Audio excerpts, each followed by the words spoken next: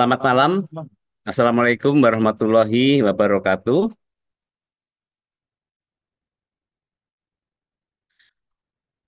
Eh, Pada malam hari ini Malam. kita bersama akan melakukan press conference terkait dengan peristiwa gempa bumi Bawean berkekuatan 6,0 dan 6,5 yang terjadi pada siang hari tadi. Untuk itu, mohon izin kami akan eh, memulai press conference ini. Eh, Gempa bumi tektonik dengan kekuatan 5,9 dan 6,5 di Laut Jawa tidak berpotensi tsunami.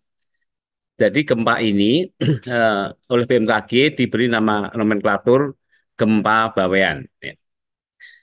Hari ini Jumat 22 Maret 2024, wilayah Laut Jawa, utara Jawa Timur diguncang gempa tektonik signifikan sebanyak 2 kali. Hasil analis BMKG menunjukkan bahwa gempa pertama terjadi pukul 11:22 menit waktu Indonesia Barat dengan magnitudo update 5,9 dengan kedalaman hipocenter 10 km. Dengan epicenter terletak pada koordinat 5,79 derajat bujur selatan dan 112,32 derajat bujur timur, tepatnya di laut 37 km arah barat Pulau Bawean. Selanjutnya diikuti oleh rangkaian gempa kecil dengan magnitudo yang berfluktuasi. Berikutnya gempa kedua terjadi pada pukul 15:52 waktu Indonesia Barat dengan magnitudo update 6,5. Kedalaman hipocenter 12 km dengan epicenter terletak pada koordinat 5,92 derajat bintang selatan dan 112 derajat 35 bujur timur, tepatnya di laut 35 km arah barat Pulau Bawean. Selanjutnya diikuti dengan serangkaian gempa kecil dengan magnitudo yang berfluktuasi hingga terjadi saat ini. Bapak Ibu sekalian, teman-teman media, dengan memperhatikan lokasi epicenter dan kedalaman hiposenternya, dua gempa bumi yang terjadi merupakan jenis gempa bumi kerak dangkal atau kita lazim mengenal dengan shallow crustal earthquake akibat aktivitas sesar aktif di dasar Laut Jawa. Hasil mekanisme sumber atau bentuk patahan menunjukkan bahwa gempa ini memiliki mekanisme pergerakan geser atau mendatar atau disebut sebagai strike slip fault ya. Sedangkan dampak gempa yang pertama di Bawean dan Tuban, di Pulau Bawean dan Tuban terdampak guncangan dalam skala intensitas 4 hingga 5 MMA yang dirasakan oleh semua orang di dalam rumah. Barang-barang dan pasangan dapat terpelanting. Kemudian di Jepara, Lamongan, Bojonegoro, Surabaya, Kudus, Blora, Pekalongan, Nganjuk, Pacitan, Trenggalek, Tulungagung, Sidoarjo, Madiun, Pasuruan, Malang, Semarang, dan Yogyakarta dengan skala intensitas 2 hingga 3 mmI dirasakan nyata dalam rumah, getaran seakan-akan ada truk lewat. Kemudian dampak gempa yang kedua yang berkekuatan 6,5 di Pulau Bawean, guncangan mencapai 5 hingga 6 mmI. Ini barang terlempar dan bahkan terjadi kerusakan ya. Kemudian di Blora, Madura, Gresik, Surabaya, Kabupaten Banjar ya di Kalimantan, intensitas mencapai 3 hingga 4 mmI. Ini dirasakan oleh semua orang di dalam rumah. Di Mojokerto, Banjarbaru, Sampit, Banjarmasin, Martapura, Balikpapan, Malang, Lumajang, Madiun, Nganjuk, Pasuruan, Jepara, Rembang, Demak, Kudus, Semarang mengalami guncangan dengan skala intensitas 2 hingga 3 mmI yang dirasakan oleh semua orang dalam rumah. Terasa seakan ada truk berlalu ya. Kemudian di Yogyakarta, Kulon Progo, Kebumen, Temanggung, Blitar, dan Solo juga dilaporkan merasakan guncangan dengan skala intensitas 2 mmI yang dirasakan oleh banyak orang dan benda-benda ringan yang digantung bergoyang ya. Patut disyukuri bahwa hasil pemodelan BMKG terhadap kedua gempa ini, keduanya tidak berpotensi tsunami. Nah, rangkaian gempa, bahwa gempa Bawean ini merupakan rangkaian gempa atau earthquake sequence di Laut Jawa. Hingga saat ini, pukul 20 waktu Indonesia Barat, hasil monitoring BMKG menunjukkan telah terjadi aktivitas gempa sebanyak 64 kali ya, dengan magnitudo rentang berkisar antara 2,7 yang paling kecil dan hingga yang terbesar 6,5, yaitu gempa yang terjadi tadi petang. Rekomendasi yang kami berikan kepada masyarakat bahwa kepada masyarakat yang terdampak gempa Bawean ini dihimbau agar tetap tenang dan tidak terpengaruh oleh isu-isu yang tidak dapat dipertanggungjawabkan, karena sejak sore tadi beberapa eh,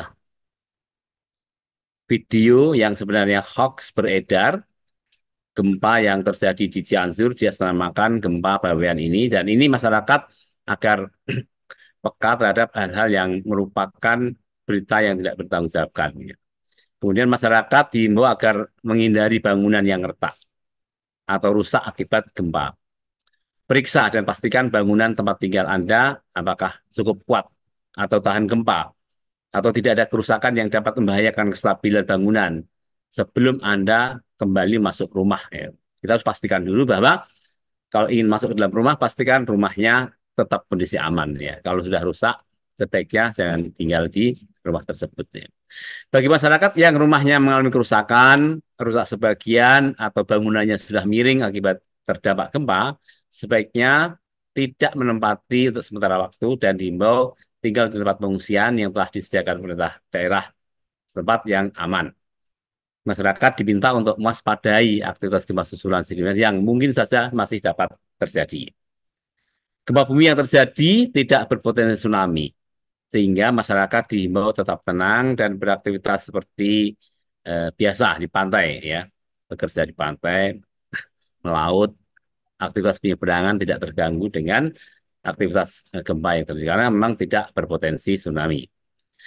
Pastikan seluruh informasi terkait dengan gempa dan tsunami hanya bersumber dari BMKG yang disebarkan melalui kanal-kanal komunikasi resmi BMKG yang telah terverifikasi baik di Instagram, Twitter, aplikasi info BMKG, website, Telegram, kemudian juga melalui mobil apps Android atau iOS atau Wear OS BMKG yang saat ini sudah banyak sekali aplikasinya dan dapat diinstal di eh, handphone Bapak Ibu sekalian. Terima kasih Bapak Ibu sekalian, rekan-rekan media yang saya cintai dan hormati. Demikian, selamat malam. Assalamualaikum warahmatullahi wabarakatuh. Yang pertama, saya jawab bahwa mengapa magnitudo bisa meningkat seperti itu. Itu satu hal yang sangat mensijal karena memang proses rupture di dalam sebuah sistem sesar itu tentu saja memiliki dinamika yang berbeda-beda ya. Karena ada proses triggering, kemudian juga ada faktor-faktor yang menyebabkan munculnya pelepasan energi yang lebih besar ya. Jadi bisa jadi dalam tempat itu, dalam proses rupture proses itu ada bagian-bagian yang terkait dengan elastisitas batuan itu menunjukkan ada bagian yang brittle, ada yang ductile, sehingga untuk proses pembukanya itu bisa jadi karena memang itu bagian yang rapuh, namun kemudian dari situ akan mampu men-trigger ya, men-trigger sehingga batuan yang lebih elastis itu akan ter-trigger dan terjadi deformasi sehingga bisa melepaskan energi stres yang lebih besar dan muncullah gempa yang lebih besar. Jadi seperti itu. Jadi ini sangat terkait dengan kondisi batuan di jalur sesar tersebut ya. Memang sehingga ini yang menjadikan beberapa gempa itu memiliki karakteristik apakah itu polanya main shock aftershock, pembuka, foreshock, main shock aftershock, atau swarm. Jadi ini sangat terkait dengan karakteristik batuan di tempat tersebut. Jadi tidak semua gempa harus diawali dengan gempa utama kemudian susulan, tapi bisa gempa pembuka, gempa utama kemudian susulan. Bahkan ada kawasan yang mengalami batuan yang sangat rapuh atau eh, daktil ya, daktil, brittle ya, brittle, sehingga dia akan mengalami akses gempa kecil yang banyak sekali dan itu disebut swarm. Jadi seperti itu. Jadi sangat terkait dengan kondisi batuan di tempat tersebut ya. Kenapa bisa ada gempa yang meningkat magnitudenya gitu. Apa yang terjadi saat ini di sebelah barat Taiwan itu memang tampaknya memang sudah ada struktur sesar ya. Entah itu struktur sesar yang sudah berusia tua dan memang ini di kalangan para ahli sudah menjadi diskusi dari sore tadi karena memang di zona itu merupakan kawasan zona jalur Meratus ya, yang mana itu menyambung sampai di Kalimantan Selatan ya. Juga ada sebuah tulisan dari Pusken juga menunjukkan ini pola zona dari Lasem ya. Tapi eh, tim ahli saat ini belum memutuskan, tapi kita juga terus nanti akan terus meneliti gempa ini dan saat ini kita memonitor gempa susulan sehingga kami akan eh, memodelkan eh, orientasi sesarnya seperti apa, kemudian penampang lintang di bawah gunungan seperti apa, arahnya seperti apa, apakah sesuai dengan mekanisme sumbernya. Ini masih dalam kajian kami dan nanti akan disampaikan Pak Kepala Pusat Seismologi Teknik terkait dengan eh, survei yang dilakukan di daerah untuk melengkapi data yang eh, menjadi semakin banyak terkait dengan gempa susulan sehingga nanti eh, aktivitas sesar itu bisa teramati dari jejak gempa-gempa yang terjadi di sana. Dan ini kita menurunkan banyak seperti nanti akan disampaikan oleh Pak Setio Azi terkait dengan survei gempa eh, Bawean ini. Ya, jadi kalau kita eh, mengamati hasil analisis yang telah dilakukan BMKG bahwa dua gempa signifikan itu berbeda epiknya, tetapi sebenarnya satu rangkaian gempa ya. Yang pertama, yang berkekuatan 5,9 yang terjadi pukul 11 lebih 22 waktu Indonesia Barat tadi siang sebelum Jumatan, itu jaraknya 37 kilometer arah barat Pulau Bawean. Nah, tetapi yang eh, gempa kedua yang berkekuatan 0,5 itu di 35 kilometer arah barat Pulau Bawean, jadi lebih dekat ya. Nah, kedalamannya juga berbeda. Yang pertama itu ke dalam 10 kilometer, yang kedua eh, 12 kilometer. Nah, sebenarnya kedua gempa ini kalau dalam eh, konteks aktivitas gempaan dan seismisitas ini cukup dekat ya, baik itu kedalamannya maupun lokasi epicenter ini sangat dekat, berdekatan ya. Sehingga gempa pertama dan kedua itu merupakan satu rangkaian dari satu sumber yang mana memiliki karakteristik yang sama, yaitu sama-sama shallow crustal earthquake, kemudian kedalaman juga dangkal, kemudian juga memiliki mekanisme sumber yang sama, atau strike slip atau patahan geser atau mendatar. Ini yang meyakini kami bahwa ini gempa ini memang berhubungan dan ini eh, satu sumber. Demikian, Pak. Baik, ini menyambung pertanyaan dari Pak Heri Setiawan TVRI, Pak. Jadi dari data gempa bumi yang didapat itu kan ada 64 kali aktivitas, Pak. Ya. Nah, ini penyebabnya apa kok bisa sebanyak itu, Pak? Dengan Jadi, magnitud M2,7 hingga 6,5. ya, terima kasih. Jadi adalah sebuah kelaziman ya, jika terjadi gempa kuat, itu akan diikuti oleh rangkaian gempa-gempa yang mengikutinya ya. Nah, bisa disebut gempa susulan juga boleh.